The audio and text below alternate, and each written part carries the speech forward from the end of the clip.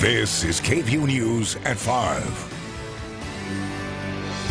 Somebody needs to stop this guy. They need to call somebody quick before he hits somebody. 911 calls from moments before a deadly crash. Tonight, new information about what the truck driver was doing before he hit a bus head-on. Thunderstorms increased throughout the weekend, and some of the storms could be severe. Hi everyone, I'm Mike Rush. I'm Terry Gruca. Right now we are waiting for a National Transportation Safety Board update on that deadly church bus crash. We've got a little bit of a picture here from a reporter who tweeted out from our sister station in San Antonio. It shows the truck on the complete opposite side of the road. New tonight, we now know the driver of the truck told a witness that he was texting at the time of the head-on collision. 14 people were on that church bus. Only one person survived. They were heading home after a retreat when the truck veered into their lane, striking them. Here's a listen to the 911 calls after the crash happened. Dodge, Dually, crew cab, and a church little van. We need probably more than one ambulance if any of these people are still alive. Okay. And it's 2 miles south of Concan, correct? Roughly, no, of Garner Park. I'm sorry, of Garner Park. Okay. Yes, ma'am. You know, 729. So there's possible injuries? Oh, there's definite injuries. There's a head-on. Happened right in front of me. Tonight, that man who was driving the Dodge truck is in the hospital. His condition has been upgraded from critical to fair. Again, a witness says the driver admitted he was texting before the crash. We'll go to that press conference with the NTSB once it begins. Let's talk a little bit about what we're tracking now. Possible severe storms over the weekend. Hard to tell with the way it looks out there today, right? Blue skies over Austin. Just a beautiful ride home. Chief Meteorologist Albert Ramon has a look at what we're tracking, unless, of course, you're in the car and not maybe on the lake today, right, Albert? Yeah, that's the only issue right there on 360 during rush hour. Beautiful sunshine, gusty southerly winds feeding in that moisture. So we're quiet this evening. If you have any plans, no need to worry about storms. It's 85 degrees right now in Austin, as hot as 88 in Llano. The reason for the strong south wind, high pressure to our east, low pressure building to our west, allowing for these winds to accelerate right off the Gulf of Mexico. And it's this area of low pressure near the Four Corners that will get a little bit closer to us tomorrow. Not a huge chance of rain tomorrow, but a few thunderstorms that do pop up could be on the strong side. Overall, the best chance of rain will hold off until Sunday morning into the afternoon hours. We're going to up the rain chance Sunday to 80%. Not just heavy rainfall threat on Sunday, but some of those thunderstorms Sunday afternoon could be strong or severe. Lots to get to with our high-resolution hour-by-hour forecast. I'll have that for you coming up. All right, Albert, thanks. More than 40 people left searching for a new home after a fire destroyed 16 apartments last night in northwest Austin. Tonight, we know that the fire caused more than $1.5 million in damage. Amber Downing was there as victims searched through what's left of their belongings. The dresser isn't ruined. Is this thing full? The bed is. I'm really just hoping they cut power. And they're still not sure about the TV. We have to get all of our stuff out by 3 o'clock. It's a tough day for the Bell family. But Thursday night was tougher. I was at work when it happened, and my husband and my baby were in here. And I just got the call that it was on fire. I didn't think it was going to be that bad. And I got here, and the whole thing was just like in flames. The Bells lost a lot, but some in the Westwood apartment fire lost everything. 43 people were displaced, but they're getting help with medicine, clothes, and food from Red Cross. And the apartment manager is helping them find new homes in other complexes. But many didn't have renter's insurance. I will from here on out. In good spirits. I mean, I'm just glad that everybody's okay. Yeah, I mean, the most important thing is my family's okay, because things are replaceable and they're not. Considering what could have been lost. Amber Downing, KVUE News. And there is still no information on what caused that fire. You can help the displaced families by donating specific items to the Westwood apartment office in northwest Austin, or there's also a link to a GoFundMe page on KVUE.com. New information regarding the accused elderly abuse case we broke earlier this week. Austin police will soon close the investigation. No charges are filed. We want to warn you, there's some disturbing pictures we're about to show. They show an elderly woman wiping her face. The person who sent the photo said a nurse aide purposefully tickled the woman's face. The woman had feces on her hands. The state and Austin police opened an investigation.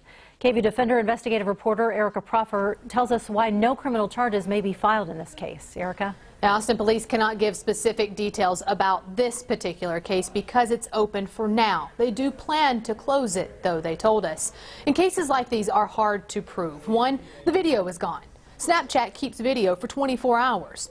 And two, police have to prove that video was taken by the suspect, not someone else just using his account. So we checked how often something like this crossed the APD detectives' desks.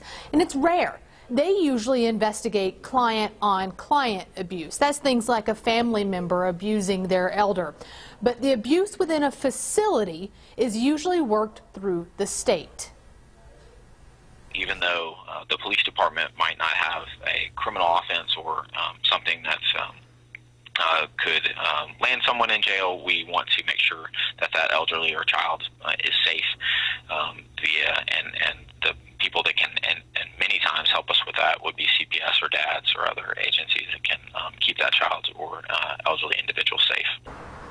We learned a few hours ago how the Texas Department of Aging and Disability Services handles cases like these. This is part of a statement that they sent to KVUE News. It said, our regulatory authority is generally focused on the facility rather than individuals. But note, if an investigator confirms during an investigation that a nurse aide committed an act of abuse, neglect, exploitation, or misappropriation of a resident or resident property, that nurse aide will be referred to the nurse aide registry for due process. So this means worst case scenario, that employee could lose his job and have his certification revoked. This means he could be barred from working in any nursing home if they find wrongdoing. So, Erica, does this mean that he could get criminal punishment or not? The Texas Attorney General's office can investigate, and we reached out to them late this afternoon. Their press office couldn't confirm nor deny there is an open and active investigation. We expect to hear more from them next week. Okay. Erica Proffer, thank you. Austin Travis County EMS is now installing security devices on all ambulances after one was stolen. It happened yesterday or Wednesday afternoon. Officials say somebody took it from South Austin Hospital. It was later found at the CAP Metro Transit Center on Congress Avenue. This particular ambulance had not had the security device installed just yet. Since the start of the 85th Texas legislative session, we've heard a lot about the so-called school choice bill. That same bill opponents call school vouchers. Yesterday, Texas senators passed the bill, but what they passed is not what was initially proposed. KVUE political reporter Ashley Godot live at the Capitol to break down the differences. Ashley, this is a much smaller in scope bill, it sounds like. Yeah, Terry, what senators passed was this 33-page amendment to Senate Bill 3. It struck the entire version, replacing it with this. So first, let's remind you what SB 3 does.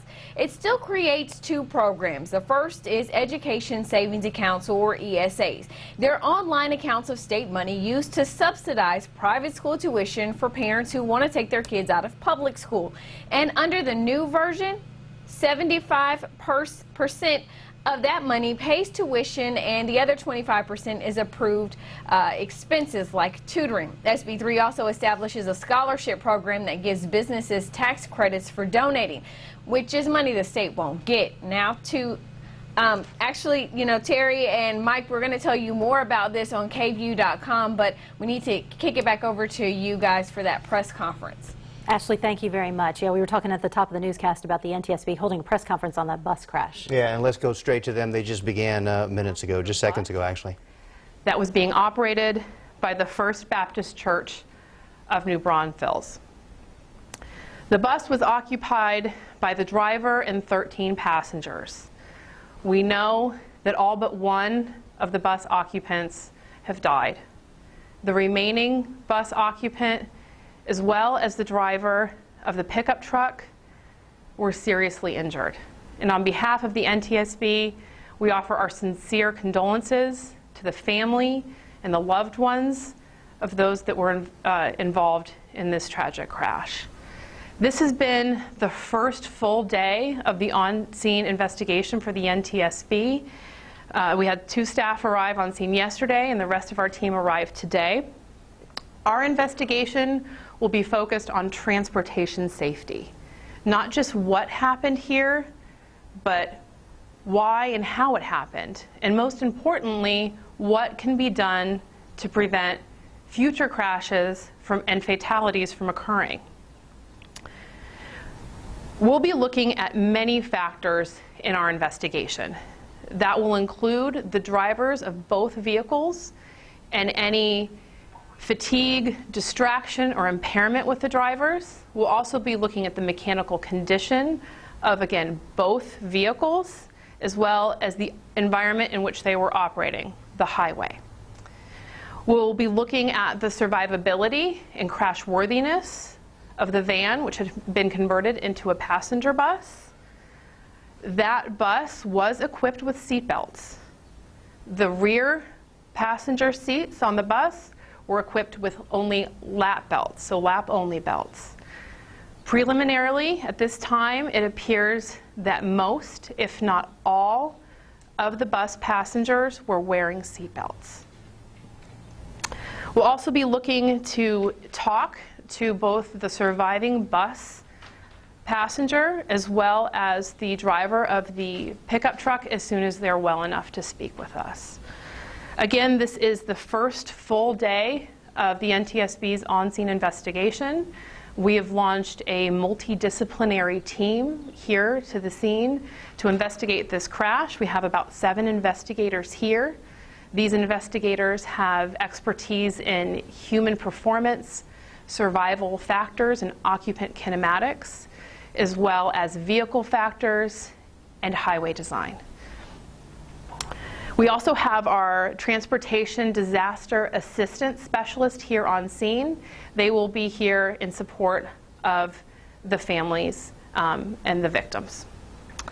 I just want to emphasize, before I take any questions, that we will not be making any statements regarding the cause of this crash at this time. We are in the on-scene investigation phase of our investigation. We are here to gather the facts and the perishable evidence.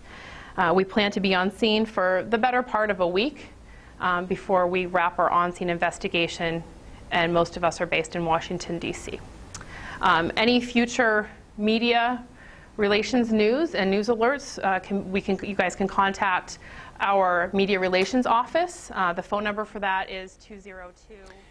All right, that was a spokesperson with the NTSB talking about that deadly church bus crash, the investigation ongoing, not talking about a cause of the crash at this moment, saying that they do want to determine the what, why, and how, not just for this one particular case, but also to try to avoid something so tragic like this from happening again. We did hear from a witness earlier today who says that the driver of the truck that hit that bus admitted to texting before he did run into the bus. Again, 14 members of the New Braunfels First Baptist Church on that bus. Only 1 survived. We'll continue to keep you updated on the investigation.